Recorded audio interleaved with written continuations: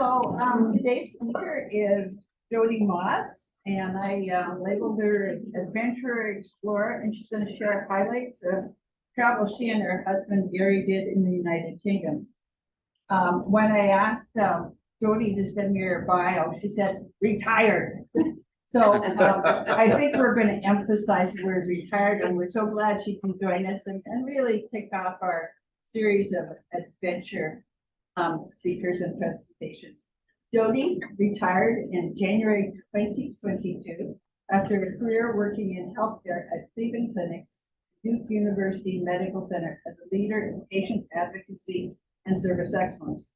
She moved with her family here 25 years ago, and among other things, served as our local United Way director for 10 years, and then as director of planning and contracts management at the Olympic Area Agency on Aging for the 6 years of her work life.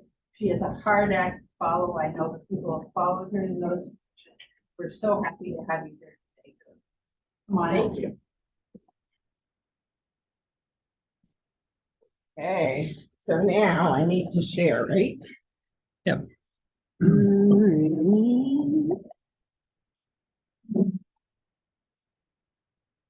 Screen, and then if you just want to share the actual presentation.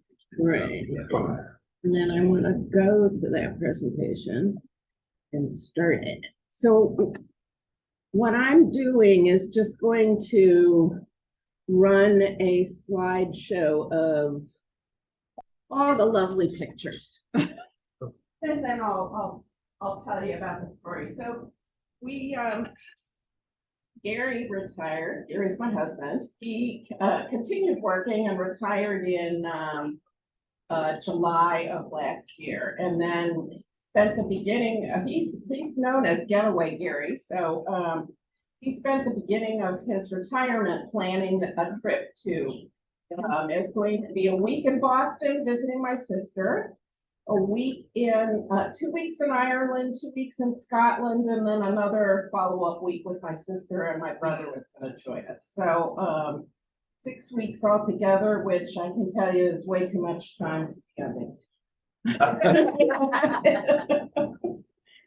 So when, Boston was lovely, and it was a great place to, land and then go to Europe and not have to deal with quite as a difficult transition over that long a flight.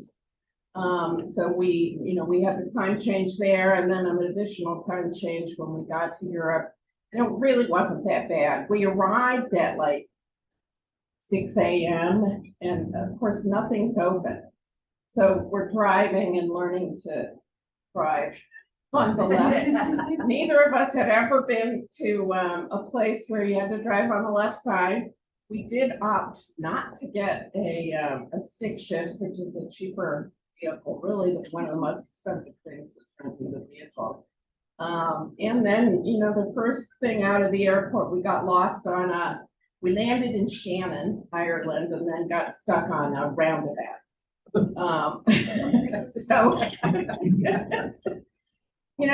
We had trouble there, and this is just to let you guys know, anybody who's planning a trip, Google Maps is tough in other countries, but they want to send you the most direct route, which in small countries might be the little one-lane road through a neighborhood with other cars speeding on it that, are a little intimidating for you.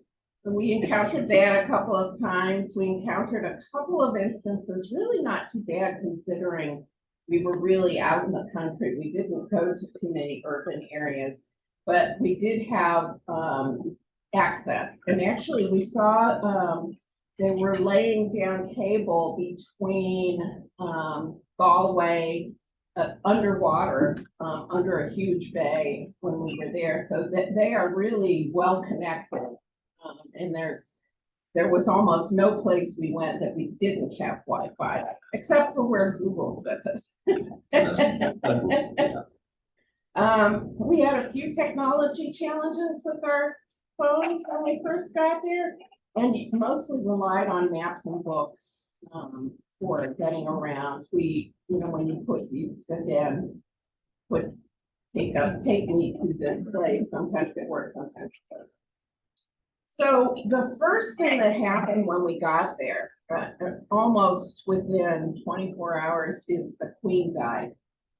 And so we were in Ireland during the time that all of the planning and the services were happening, so it didn't impact us that much, but it was really an interesting place to be, to understand how, and this was Southern Ireland, so not part of the UK. So it was really interesting to hear how they felt about her. We didn't talk to a single person who was anti-monarchy,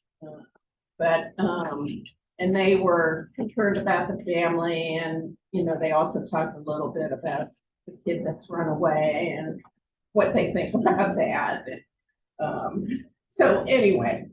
Ireland, we found that it was our favorite. It was neat green squares with lovely rock walls and very wild areas. And it changed so much throughout the trip. There were mountainous regions. There were areas that were above any sort of tree line. It's been heavily logged over time, as has Scotland, and there are places where they're trying to reforest. But it was really just incredible first impressions. And it was fall, so it was slightly past the super green, but that did not seem to matter, as you'll notice in some of the photos. There were sheep everywhere. We did have the experience of sheep wandering on the road or sleeping right next to, you're driving on these one-lane roads and there's the sheep that sleep on the side of the road.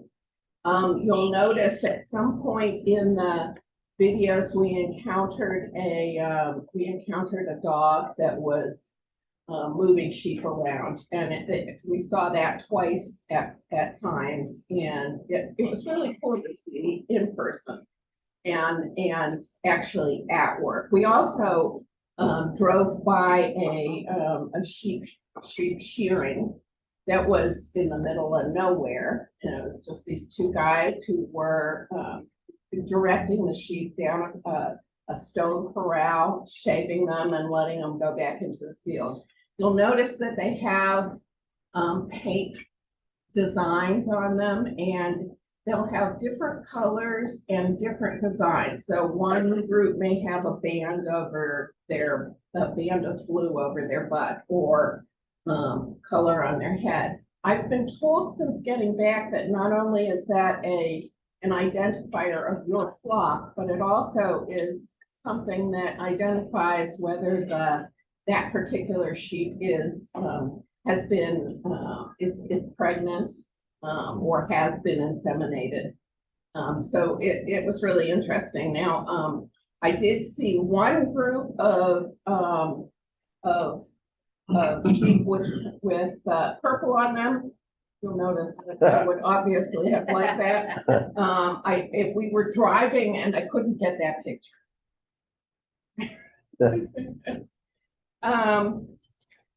One of the reasons that we chose this area for this trip is because you can understand what people are saying. That's true in Ireland. No, I'll leave it here. Thank you. When you get into Scotland, you can be with someone who talks to you and you have absolutely no idea what they just said. So our path, and then the impressions of Scotland, that it was wilder, wetter, colder. It was also 2 weeks later in the season. It's incredibly beautiful, and we did see coos. It was one of I was telling Gary, we were like entering the last week of the trip and I hadn't seen any yet. And right when I complained about it, we drove by a field, and they were very friendly. They come up to the gate, and I'm sure lots of tourists stop and take pictures and videos, trying to touch their gross tongues. The sheep were fewer, and they weren't out of their gates as much. At least we did not see that. We did see there's a lake every mile. Well, there's a loch every mile, and one of my huge disappointments. We went to the Loch Ness Museum, and the Loch Ness Museum is the Loch Ness Monster Museum. It's dedicated to science, and there is no Loch Ness Monster. So that was very disappointing to me, as you can imagine. What they've done is they've said that an animal that size could not exist in that level of oxygenation of the water. Loch Ness is one of the deepest lakes in the world, and it could hold the water of all the other lochs and lakes in Ireland and Scotland and England in its own source. So, and there's no.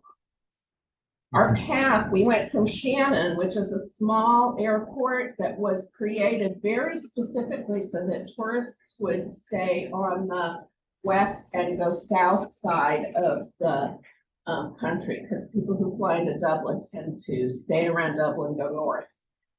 So they actually, the whole town, the city of Shannon is 5,000 people and corporations.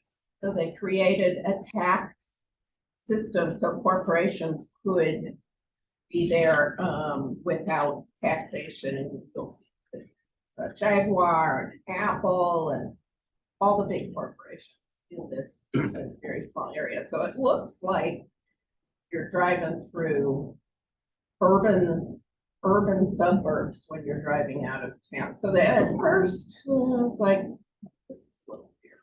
But we soon came to actually our first step out of the country was to get lost. And we took the wrong turn off the first roundabout. It's so disconcerting at 6 in the morning to be looking this way to get on a roundabout. And then remember you have to get over to the left to turn off the roundabout. Anyway, so we went from Shannon to Galway, and Galway's kind of a party town. You'll see a town there with at nighttime with lots of flags and lights back and forth across the street. Very pretty, very cute, lots of young people out. The best fish and chips the entire trip. We went to a fast food place that had beautiful carvings of wood all across the wall of mollusks and underwater sea creatures. It's really there's a picture of that ceiling somewhere in this rotation, and also a beer, the best beer. That's all of in it. the world. We then went from Galway, we went to Ashford Castle and the School of Falconry, and that was an amazing experience.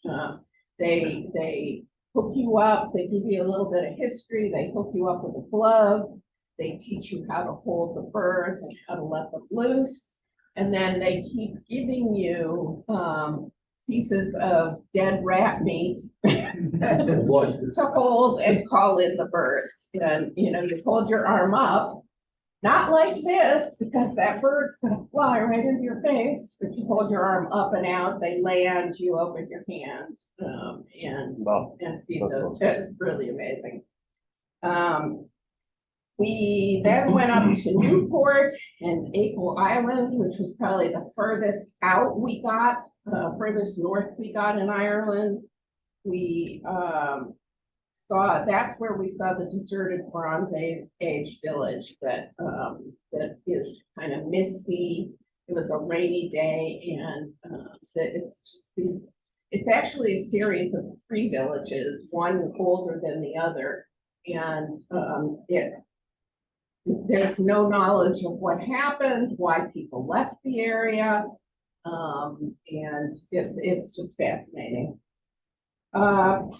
We went from there to Clifton, and Clifton, we stayed a couple of nights and explored kind of that western Midwest coast. There's it's called the Wild Atlantic Way, and you drive down the coast the whole way. Have you been? No, I imagine.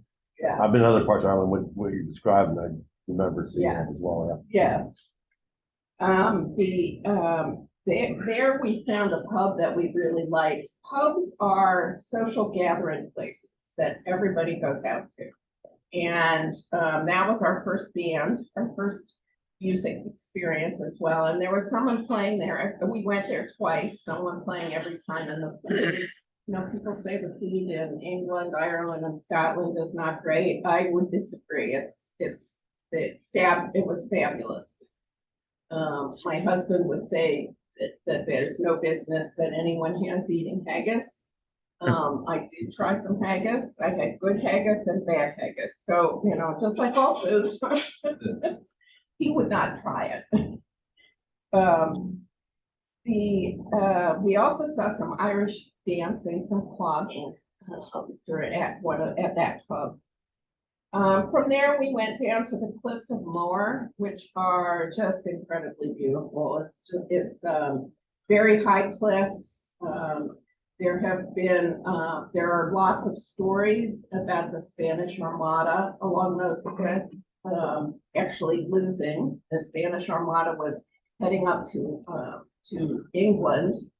And there were terrible storms, and the entire Spanish Armada was destroyed at that point. And we went to Spanish Point, which is where some of the sailors that actually lived through the storm came in and were subsequently captured and killed. We went on to Killarney with the national park right behind it. And stayed in this beautiful old hotel with gorgeous lobby. One of those places that you sometimes feel like you have no business being at. But it was very beautiful. We took some trips to waterfalls and up into the mountains, drove around through the park, and discovered 11th century ruins on the grounds. There's a broken down castle. The nighttime views with lights on a castle are from the lake park. We explored from there. We went on to the Dingle Peninsula, which a lot of people think of as being the most beautiful area of Ireland. That and the very north coast, you've heard, and we would love to get back and explore the north coast. On the Dingle Peninsula, we all went to the Galaris Oratory, which is I guess you would call it a holy place of some sort. It's from, that's the 11th century. That's the hotel is the 11th century castle. The Galaris Oratory is much older than that. I believe it's Bronze Age. Very short doors, demonstrating the height of people at that point in time. In Adair, we visited. Adair has thatched cottages, and I chose Adair because of the thatched cottages. It's labeled as being how a town might have been back in the day, but there's so much tourist traffic that mostly it's cars, people and waiting for the table in the thatched cottage. Kinsale was my favorite community to visit. Kinsale is the community that has all the very brightly colored buildings. It's purple and orange and pink and teal and bright yellow mixed with bright red and all right next door to each other. And, I really think we should paint some of the buildings on the Port coast that color, even though it goes against the northwest field, but they did it. I mean, all of the villages are much more colorful than ours. They're doing it because of the rain and to brighten the spirit. So I think it's something that we can. But that's just. We flew from Cork, from Kinsale is in the county of Cork, and we drove up to the city of Cork and flew from there to Edinburgh. It started our Scottish part of the trip. Edinburgh, it was really kind of sad. It was so dirty. There was so much trash around, but we had read that there was a garbage strike probably about a month before we went, and we wondered if maybe some of what we saw was that the last bits of trying to clean it up, because it just seemed so out of place with everything else that we saw, and it was out of place with the other city that we went to visit later, Glasgow. So anyway, our Edinburgh visit was really beautiful, other than the trash, the narrow streets, the Harry Potter-esque feel. We visited a section that was developed by mill owners. It was good standard housing for mill workers, and it's right along this little river. It's still there. It's from like the 16th century, and it's has this very nice village feel to it in the middle of an urban area. That in Edinburgh, we first discovered something that they do a little bit in Ireland, but a lot all over Scotland. You'll see the doorways festooned with plastic flowers, just arches of plastic and overdone so that it actually looks pretty good. There were also a lot of flowers that were still blooming when we were there, and flower pots everywhere. So that definitely appealed to the gardener in me. We went to the Miracle Mile in Edinburgh, which is from the castle down, wandered that, went into the Victorian area, found a Harry Potter store and wandered through that. And it's just like you would think, the steps in the store are like uneven and, big stone things that curl up around. Is just perfect. From there, we just went to Inverness. In Inverness, we visited Culloden, and Culloden is where the Jacobites and the British had a huge battle, and it's very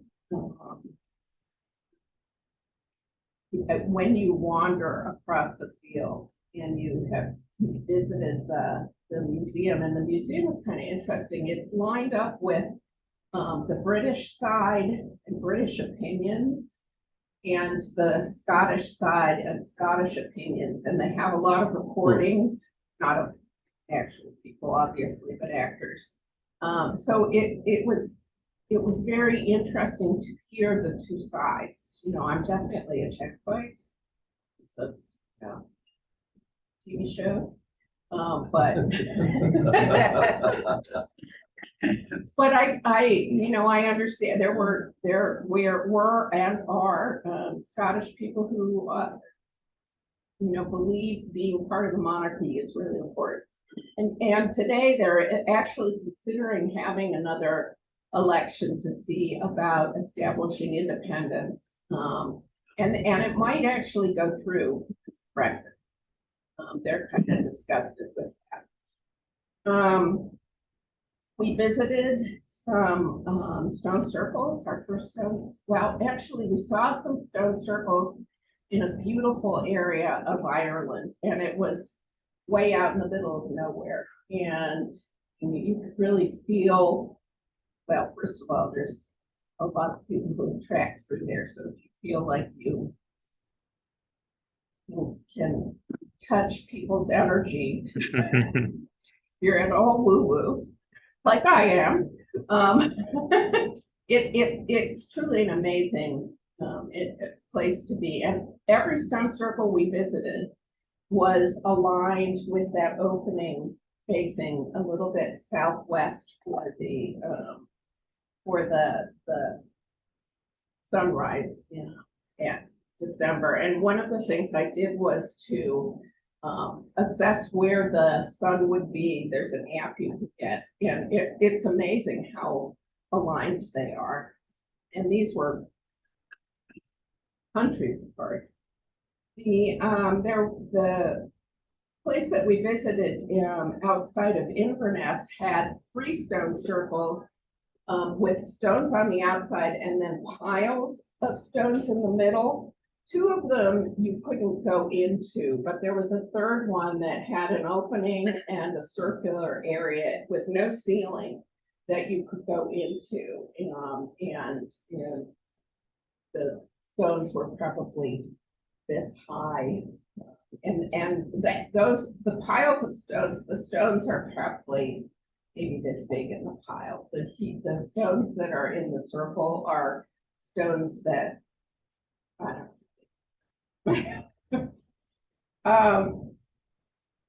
we then visited the Isle of Skye, which is probably one of my favorite wild places that I've ever been in my life.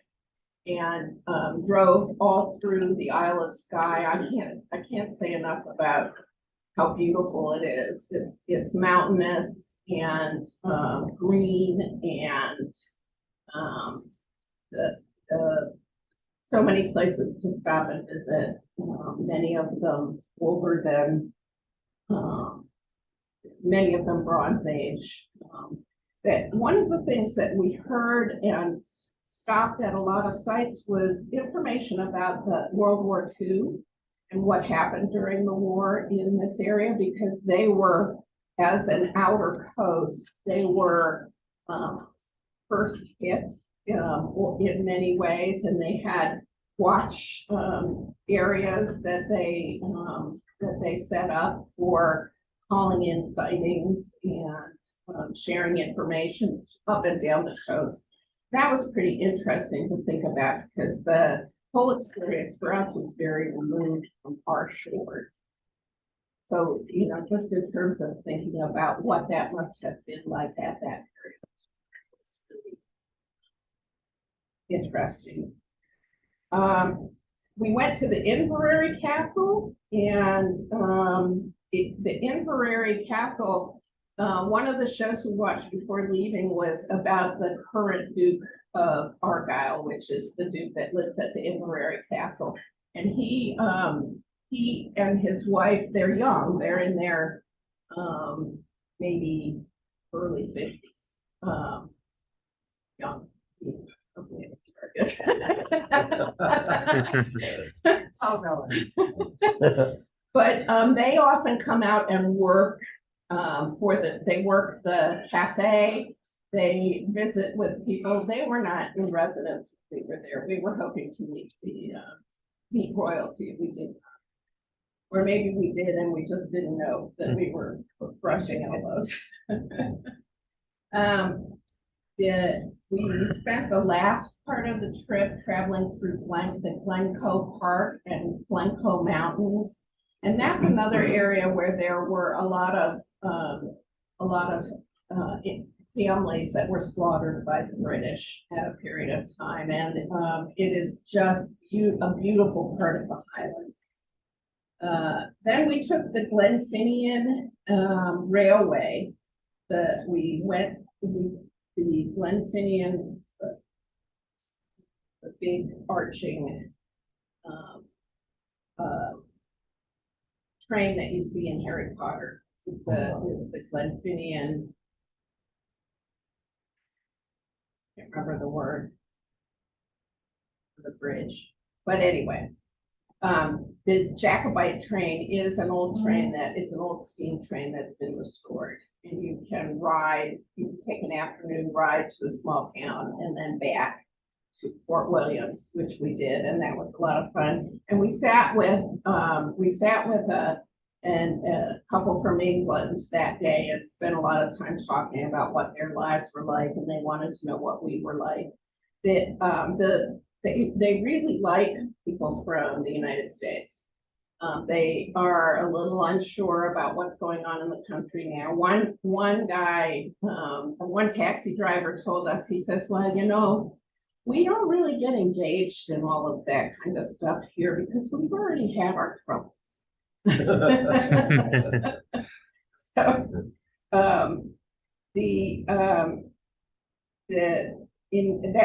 finished out the trip in Glasgow, and that is a city that went from a boat building and fishing industry to it's a center for arts and sciences now, and it's just really beautiful. That's a place that has the oldest medical university in the world. The universities look like Hogwarts, and it's just so much fun to immerse yourself in that kind of environment when you live in a place where everything has been built within the last 75 years. And even that is pushing it. So then we came back to Boston. We made no mistakes on the road. Although I did frequently want to ride in the wrong lane. I found the driving easier to adapt to. Gary, the first 3 days, he was just, but coming back, it was nice to see wide roads with nice shoulders and no rock walls. And we were really, after 6 weeks of travel, we were really happy. So do you have any questions about the pictures that you've seen? We probably visited about 5 castles, walked through all 5 of them. That they are fixed up to varying degrees, and lots of fun to travel. We saw a lot. What was your favorite thing? Kinsale, Yeah, because of the color. I saw that the purples and the yellows. That there was a picture of that. Yeah. Is that what you're talking about? Yeah, Oh. yeah. I also love Skye. In terms of being outside of the city, the Skye was really beautiful. We did a lot of hiking there, and it's just beautiful. There's a lot of things we didn't do. We made lists every day. It's amazing because everything is within an hour of everything else, but you can't get there that quickly. You're just, first of all, you're going to stop a bunch of times, and then once you get there, you're going to spend some time there and wander around. It was one of the best vacations. Good buddy of mine got married in Edinburgh Castle. Oh, did he? Yeah, so we all went up there and did the kilts and a lot of drinking that night. We did see a lot of kilts. You saw the one of it was a woman, the woman kilted with the mohawk, who was teaching spin. Wow. There are characters everywhere. We didn't see much homelessness, a little bit in Edinburgh, not much in Glasgow. We saw they too are having the same housing issues we have. They had already started seeing prices rising when we were there. That was last September, so we were late to follow that. Yeah. Favorite food and favorite takeaway? Favorite food was the meals that we had. There were 2 meals we had that were really fabulous. One was at Lake House, and one was on the Isle of Skye. And they were just, I don't even remember, I think one was lamb. I was gonna ask, Something I like had lambs too. Oh, that lamb. I've tried to duplicate that.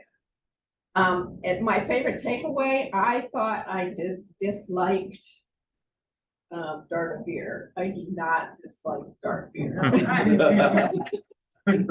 So Guinness tastes really good in Ireland. It was very good. I mean, Guinness is different in Ireland. It's so good. Oh, is it? Yeah, yeah, It's different there than here? yeah, Guinness doesn't travel, but when you Oh. have Guinness in Ireland, it is really good.